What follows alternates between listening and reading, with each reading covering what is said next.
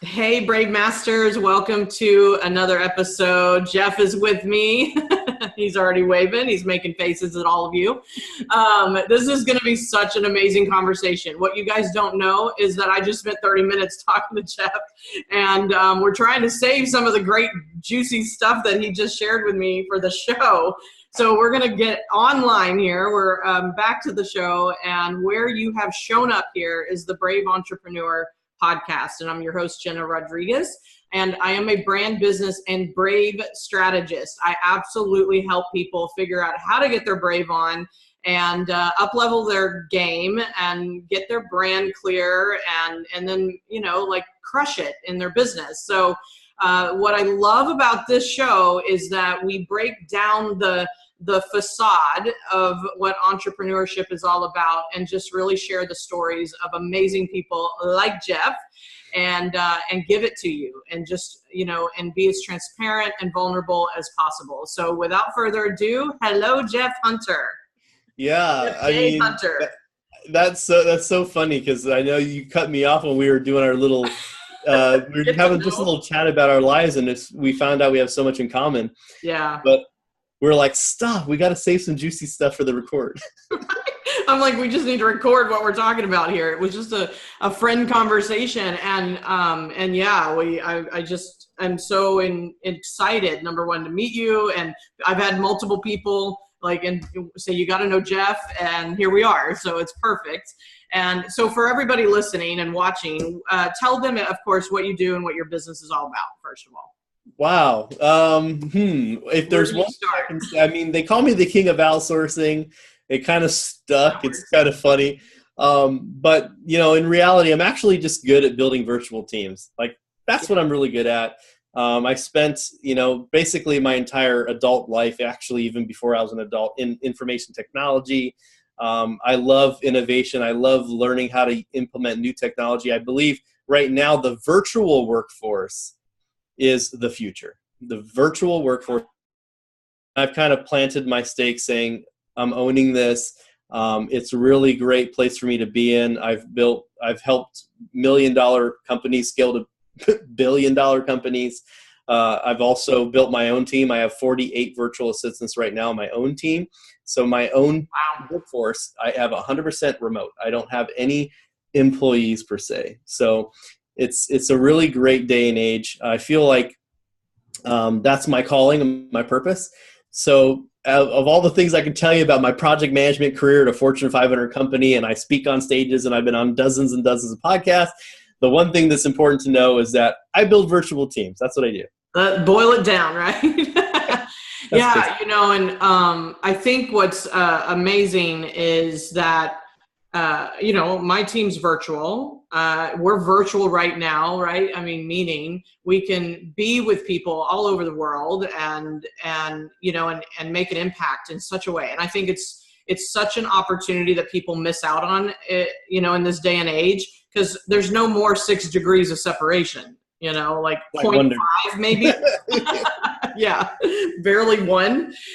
So here we are, right? And so I wanted to step back first and foremost and ask a little bit of background so everybody kind of gets of where you have come from. And you were starting to share the story of how did you get to where you are, and you came out of corporate America. So we'll start there. What was that brave moment when you leaped into entrepreneurship? You know what? First, we have to define what brave means to me. Yes, so, please. That is one of my questions. I think that bravery is about just putting your foot down and standing up for you and your family and what's right. And I feel like a lot of times we're forced in a box somewhere and we're kind of like stuck in there. We kind of turn into these like angry gorillas inside of a cage.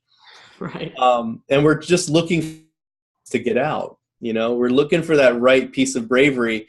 There's an interesting story about an elephant who, from a small age, was tied to a tree by a rope. And actually, it wasn't even a tree. It was just a stake in the ground with a rope, a small rope. And, over time, that elephant knew it tried to get away and it couldn't. The little elephant tried to get away and it couldn't. So in its own mind over the years, it had understood and come to believe that it couldn't escape the rope. And as it grew, it became bigger and bigger. And now it's this huge multi-ton elephant that is still bound by this little thin string to a rod that it can literally move and pull out of the ground. Right. But it stays there. It stays there because mentally it thinks that it cannot move. Yeah. That's how I was. When I was working in the corporate world, I felt like I was living the dream. I felt like I was doing everything that I wanted to do in life, that I had literally got my dream job. Everyone knew that I thought that I had got my dream job. I was recruited by a top Fortune 500 company. I was a project manager. I was a veteran. I actually was a veteran project manager. I was training six, mentoring six about project managers when I got the nerve and I got the bravery to leave. And it was because no one valued my time, and I was working all the time, doing all sorts of stuff. And I was losing my family. I literally moved from California to Portland, Oregon area. I had nothing except a 6-month pregnant wife when I moved up there. And it was just really tough. And I sacrificed so much for my job. And that's the thing. I feel like people sacrifice so much for their jobs that they don't have a life. And that crazy phrase that an entrepreneur is the only person crazy enough to work the 80-hour work week to escape the 40-hour work week. Right, exactly. But it's on my own terms, people. Exactly. You're like, instead of working 40 hours for the man, I'm working 80 hours for me all the time. But yeah, it's crazy because for me, when I was working in the corporate world, I started realizing that I could easily outsource stuff. I could easily get stuff off my plate. And it was tough in the beginning. I have to admit, outsourcing for me was new. I had built virtual teams, but I didn't know how to deal with different cultures. I hired and fired like 26 VAs my first year, virtual assistant. That's one way to learn. Yeah, the hard way, right? You're good at that too, I heard. Yeah, first year. Yeah, and most entrepreneurs, we have lots of failure. But the thing about entrepreneurship, and I think it's just human nature in as a whole, is that we are resilient. We are resilient people. And the people that make it to the success, the people that make it to the top, they're usually so close and they quit before they get there. Yes. They get so close and then they quit. And so for me, what I did was on Leap Day of 2016, February 29th, I saw that my job wasn't going anywhere. I saw that I wasn't being rewarded. I wasn't making the gains I thought I was going to. I was super ambitious. I was still stuck doing tons of work myself. They wouldn't hire someone. They wouldn't allow me to hire virtual assistants. I hired them on my own, by the way. That's how I got into this. It's like I felt trapped. And my wife and I were going through some issues and, just health problems and different little things like that. And my grandfather was passing away and they wouldn't grant me leave to go see my own dying grandfather. And I was like, it's time. It's time. I'm done. I put my foot down. I took that brave moment and I said, it's time for me to go and do my dream and build my passions. And I moved in with my grandfather. I was so fortunate and blessed to be with him, some of the last days of his lives. He was there for a month. My son, his name's Jesse, after my grandfather. Like, there's just so much of life that I was missing out on, and that my job was so important to me. I was sacrificing everyone else's, my whole family too.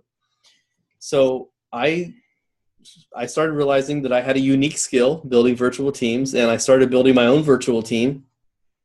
And I also found that I could make a huge impact on this earth by hiring people that were really kind of stuck. They were really stuck. And especially I found in the Philippines where, the average person can make, a good minimum wage in the Philippines is like $9 an hour. And a lot of people that are educated, they have college degrees and they just can't find jobs. So what I learned was that I trained them how to do awesome things like social media, graphic design, WordPress, ClickFunnels, different things like that are stuff that we struggle with all the time as entrepreneurs. email campaigns, right? Like these are things Yeah. that we always do, and we spend so much time on them. And I've trained a team, a workforce to do that for other people, and at the same time earn more than they ever have in their life. Most of the time generationally. They usually, the people that work for me typically are the breadwinners for their entire families. They make more than anyone ever has generationally. Crazy. And that's what I feel like my new purpose now is to use the power of entrepreneurship and capitalism to empower the world. Like literally you can solve global poverty one job at a time. Yeah. There was something you said, number one, brave and resilience and all that. I second that for sure. And then your analogy of the elephant, I think is so spot on. And it's because if we, what I see is that for me, if we hang on to the beliefs that we've always had, it's a belief that elephant had, right? But we get to decide our beliefs. And that row is the perfect explanation of a self-limiting belief. Yes. Like just step once the big, all grown up elephant won't even step one foot over and it'll fall down. Right. Yep. And so we have to be the elephant that's going to take the one step and crack any codes, let go of any, the beliefs and the self-limiting and I did the same thing, right? Left the corporate veil because of the lack of value and the lack of, I always say entrepreneurship's about potentiality versus limitation. You are the only one that can limit you if you choose limit. But when you're out there and you're working for others, and unless they're very entrepreneurial minded, for me, it created a limit. Right. And not to say employees have their place. Clearly you're employing people as virtual assistants and they work for you, but they can also work for other people if they choose, I would assume. And I also reward my people. Most of the people that work for me, they've started a position and they're somewhere else, Yeah. Right. And I think that's the key. I think the key, and this is the nights I didn't even talk about this, but yeah, I have this 90-10 life philosophy, and life is, we get 100% of life. That's what we get. Life is 100%. Right. But it's what we do with that percent that matters. And what happens is most of the people spend their time doing the 90% of the stuff that's not valuable. And it's just repetitive stuff, or it's not really driving you forward the way it should be. Really, there's about 10% of your life that's really adding true value, whether that be time with your family, whether that actually be doing sales or, revenue generating activities, or showing up on podcasts and networking and doing events. But people are still busy doing their own accounting and their own paperworks and, right. All the stuff that's trivial, and it's really not moving them forward. And if you look at the greats like Elon Musk and Richard Branson's, you look at even Bill Gates or Steve Jobs. Steve Jobs, he couldn't do a whole lot on a computer. Okay. Right. That's why he had Wozniak, right? Yeah. Like my grandfather actually used to give them parts. My grandpa used to work at IBM. He used to give them parts that they used to build their very first computer in the garage. Wow. In the Central Valley here in California. I mean, it's just such a small world, Silicon Valley, off of crazy ideas and spare parts. Right. It's true.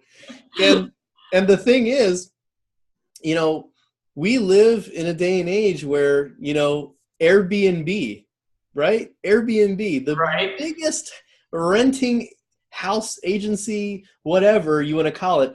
They don't even own a house. They don't even own any property. Yeah. Right? The biggest taxi service in the world doesn't even own any taxis. Uber. Yeah.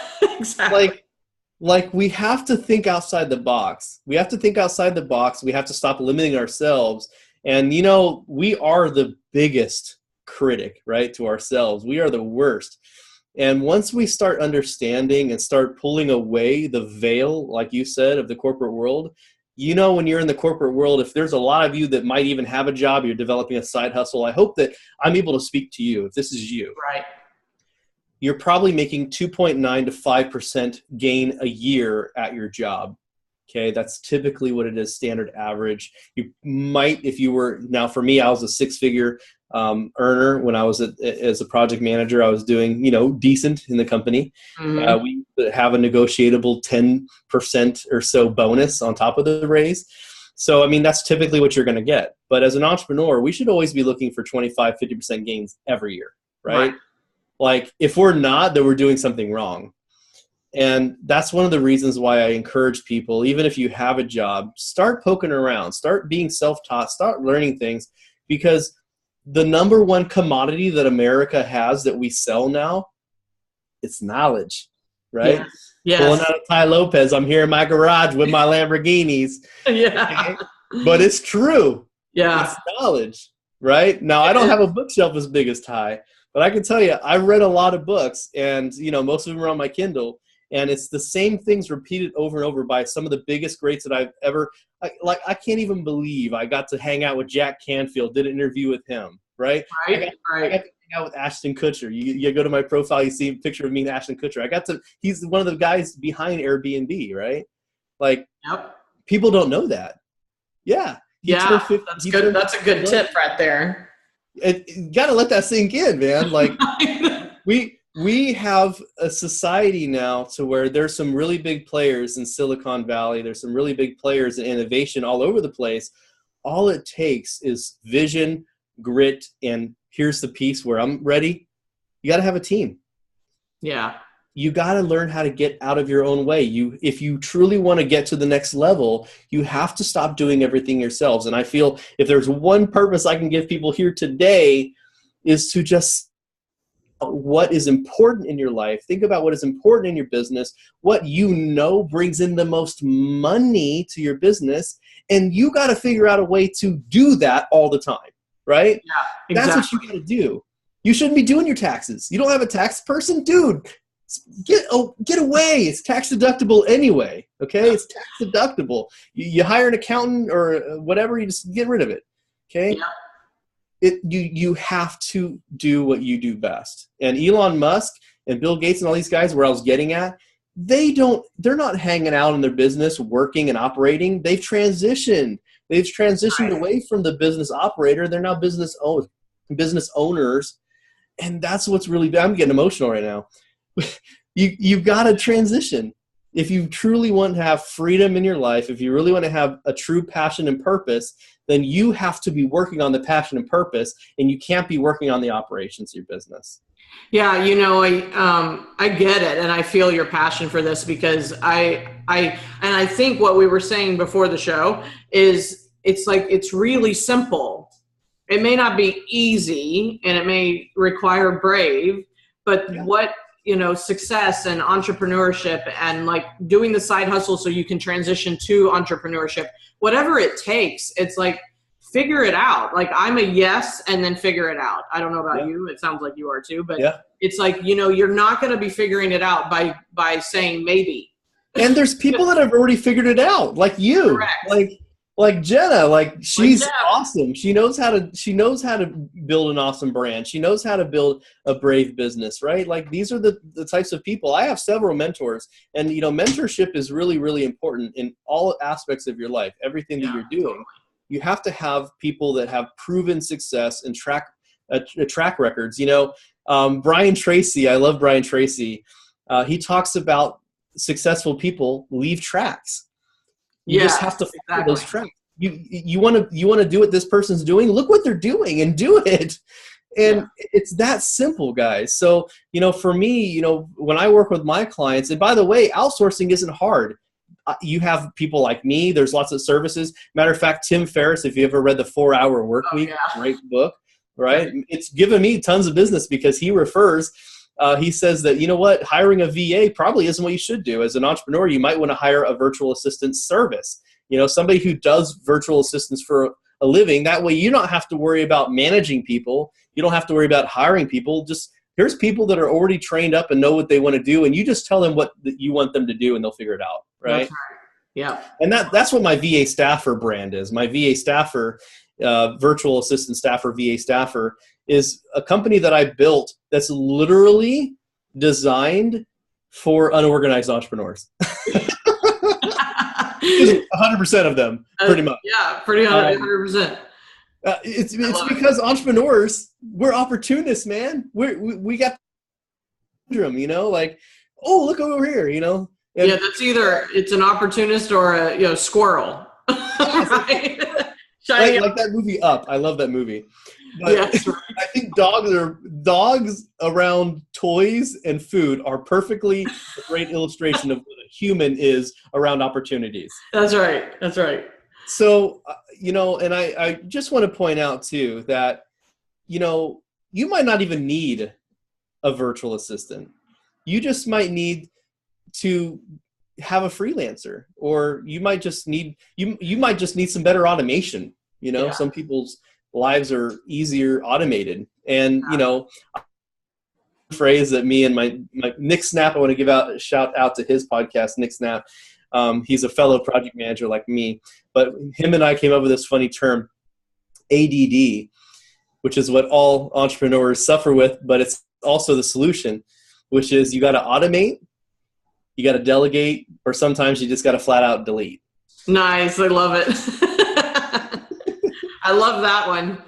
Wow. It's just, you just said so much great things, and I'm with you. I think what really shifted my business there was, a couple things, but one was taking the load off, right? Like getting me out of all of the different things that is required, and I notice with clients, and that's the overwhelming part, is if you're not willing to not only get uncomfortable, right, and get your brave on all the time, but because you're going to have to wear many hats at the beginning unless you have people hired in order to take care of those hats, because they're required.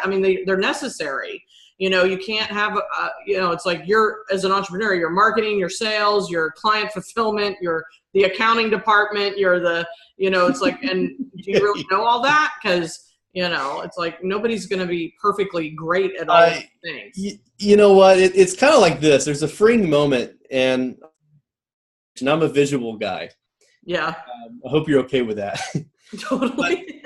But imagine that you're business, right? And, you're the CEO of your business. So you the one who's driving that bus, right? And you're going down the road, but then you realize, okay, well, now you also have to do client onboarding. Okay. Right. So now you've got this back here. You got, now you're back here a little bit. And then you're also doing accounting. Okay. You've got your accounting now. Back end. Yeah. Oh, wait, you've got your marketing now. You got to do your marketing. You got to do your social media. All the people on the bus are stacked up. And you're switching around, you're jumping around. You don't have time to keep your eyes on the road. Oh, well, now you got so many people in there, it's got to get clean. So now you're in the back, you're picking up all the cups and whatever else people are leaving in the trash, right?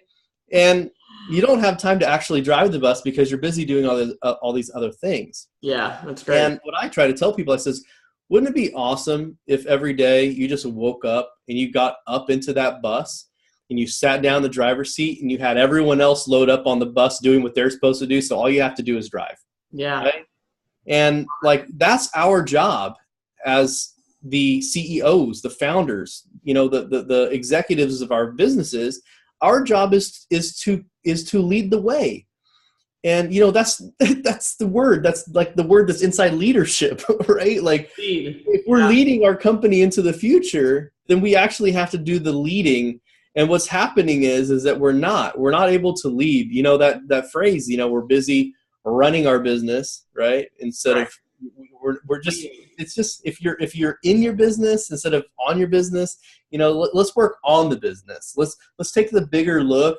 Let's just take a peek at what's going on inside and make that transition, right? From being in your business to working on your business. So you can actually get that freedom back too. For me, I sell time, right? Yeah. That's what I sell. Virtual assistants, building a team.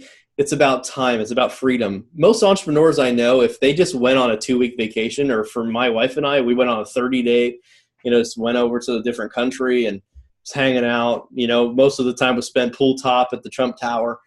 And it's like,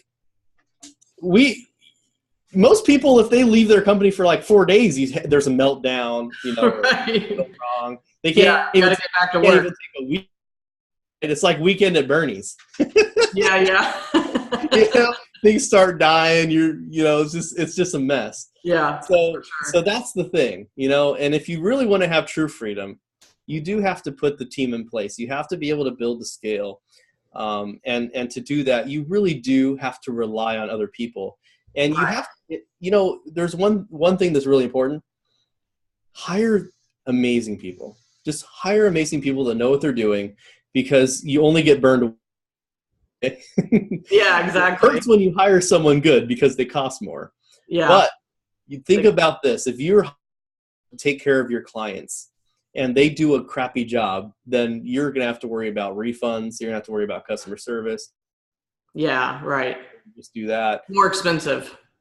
Yeah. So, make sure that you're hiring really good people. Make sure, a hiring tip for you guys, culture is really important. Make sure that their culture aligns with you, whether it's in states or overseas. Make sure that they're a good company fit for the culture, that they have the same values as you. Your real job as a founder, creator, co-founder, entrepreneur, whatever the heck you want to call yourself, CEO, is culture. You're in charge of the culture of your company. And the culture speaks bounds. Think about it. Think about Virgin Airlines. Yeah. When you go on Virgin Airlines, you feel awesome, right? Yeah, I call it the brand wow, right? The brand experience. Yeah. You go into a Virgin Airlines and you see those pink LEDs around, and you see, an awesome, entertainment. Now, does that cost more than a normal plane? Probably not. If you want to look at a fraction of what it is, but it's got that wow factor. It's different. It stands out, right? Yeah. And it's the people that really take that extra time to stand out. Yes, I like pink. Okay. All right. I got a wooden wall back here, right? Yeah. I mean, if you do a little bit extra to stand out, and you show that you actually give a little bit of extra care, and you over deliver every time, people say, wow, if that's what they're doing for free, then I can't even imagine what I'm going to get when they pay me. Right. Yeah. Like, if I'm going to pay this guy, what am I going to get? Yeah. Yeah, it is. It's so important. And I wanted to just backtrack for a second and ask you, while I remember the question, is when did it, cause all this is really great. This is what and I'm clear, this is the passion, and it provides so much greatness for the people that you give jobs to also. And, but when did it get hard for you? After the corporate transition, then now you're building your own team, whatever. It's when was the next brave moment? What really kind of, was there ever a quit moment? I don't know if I'm going to stay in the game or what? Yeah. Yeah. Yeah. I mean, especially when I first left, yes. When I moved back to California, I'm not going to lie to you. I was looking on LinkedIn for the jobs, just in case, right? The backup plan. That maybe my business wouldn't take off the way that it did. And, I've never spent any money on advertising. It's always been referral, word of mouth. Yeah. That's there's always that as an entrepreneur, you always have to worry, there's no one who's in charge of your income. You are. Right. So of course there's that security thing, and you're like, oh, am I going to make it? I actually did something really brave, and I packed up my life in boxes and I moved there for 2 months. Right. Just because I was worried. I was like, man, is this going to work? And, when I went to the Philippines and I dialed it all in, it was just incredible. When I left my job, I had already had about a dozen, maybe even 2 dozen virtual assistants that were working for me at that time. Gotcha. And I had just won a really large contract the year before for a big startup company that it was a 5-figure contract and monthly, and it was amazing to do that. And I was really excited, and I kind of felt like, okay, I could do this, but it's kind of like that little elephant rope, I just felt, I just felt like maybe I wasn't going to be a success. And I thought, the pressure of my family saying, well, what if it doesn't work? And then my wife and son are, like I have to start over as a 30-something-year-old man living in my parents' house, Right. And no. yeah, but I have to say, I trusted God. I put my faith, and I talked to my wife about it, and, she was along for the ride, and she said, you know what? She knew I was miserable at my job anyway, Yeah. And I think the brave moment for me now is I have a very, very strong goal for 2018, a very aggressive goal for 2018. So right now I have 48 on April 2nd. On Monday after Easter, I've got one more person that I'm hired. I'm really excited about her. I've been trying to get her to work for me for 3 years. Nice. She's actually the head trainer for another outsourcing company. Oh, wow. But her dad is a good friend of mine. And I'm like, come on, this is meant to be. And, her dad has been in my corner trying to get her to work for me, How funny. That's awesome. And, I love recruiting the best, and she's the best, Yeah. And she's, so anyway, 48 people. My aggressive goal is that by the end of 2018, I want to have 100. Got it. It took me 5 years to build this team up to 48. Right. Right. It's a very aggressive goal, but with the helps of people like you, and, I'm trying to get my word out, and, the impact that I'm able to make. So the city summit that I went to, when I got to hang out with Jack Canfield, Tom Bilyeu, Ty Lopez, yeah, Ashton Kutcher, Matthew McConaughey, like, there's all these people that I was just able to be around and involved with and stuff, and just so many incredible. Jeff Hoffman, the founder of Priceline, and just so many amazing people. Jay Sammet, the Sony executive. I just got to hang out with so amazing people, and I got to see that there are actually entrepreneurs out there. There are business owners, founders, executives that are just like me, that want to better the world and use their businesses to actually change the way that we operate in life and to make a bigger impact on the earth.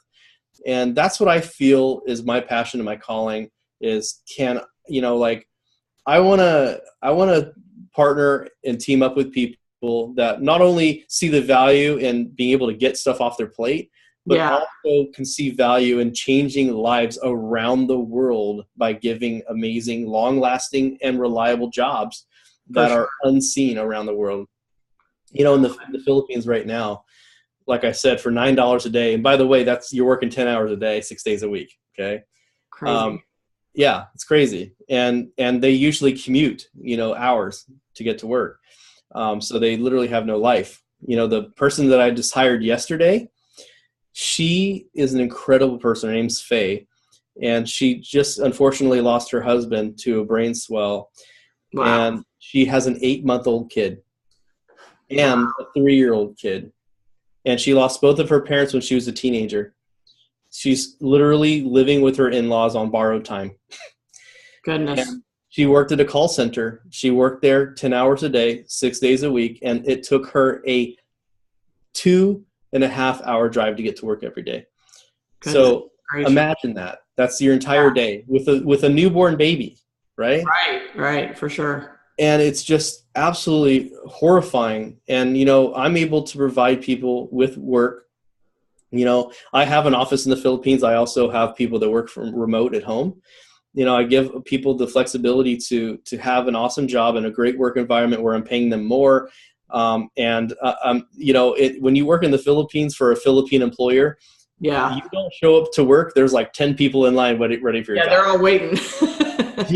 Yeah, for real. And I just feel like we can do so much. And I feel that's what my new purpose, my vision is. Like, I've got to a point in my life where, I don't really have a need for money. I don't have I'm set right now. Like I've been very blessed. My businesses are doing well. My consulting practice is doing well. I've got 5 to 10 inquiries to be a client of mine every day. That's awesome. I just want to give as much value as I like that saying, it's about how many people cry at your funeral. Right. I really hope to make as much of an impact on the earth where people actually like, oh man, We miss Jeff. You know? Yeah. And that's what legacy and brave is all about in my book. You know, I mean, it's like, why are we doing this? Like, really be clear on why you're doing what you're doing. And clearly you are. And then be brave about it, because my stand is to eradicate unrealized human potential. So whether it's, you know, supporting people on this that are watching this and bringing people like you on that show what's possible and what you're doing to change I'm writing a new book called The Brave Effect, and it is, we have our next guest coming. Hold on, Michael. And so the opportunity is to remember there's a ripple effect to your brave. And that is the effect of it. And if you are brave, and like we're being brave and we're sharing our stories and we're taking action and we're doing something with our passions and our excitement and our ideas, then what's possible for the next person? It's like the Faye or the person you just hired. I mean, to be able to help her in her life, I mean, is huge. So I just honor you for that. I honor you for doing what you're doing and being brave and getting out of that corporate job so you can do this. And it's just been really magical to get to know you. Let me offer your awesome. people some resources. Yeah, please. If you go to my website, jeffjhunter.com, or you can find me on Facebook or whatever you guys want to do. I was on a podcast once, I was on a podcast just last week. I think you know Jeremy Ryan Slate, Create Your Own Life podcast. Oh, right. And he told me that one of the podcast guests that he had asked how do you get a hold of him, and he said, Google me. Google does work. Mine wasn't, obviously. Right.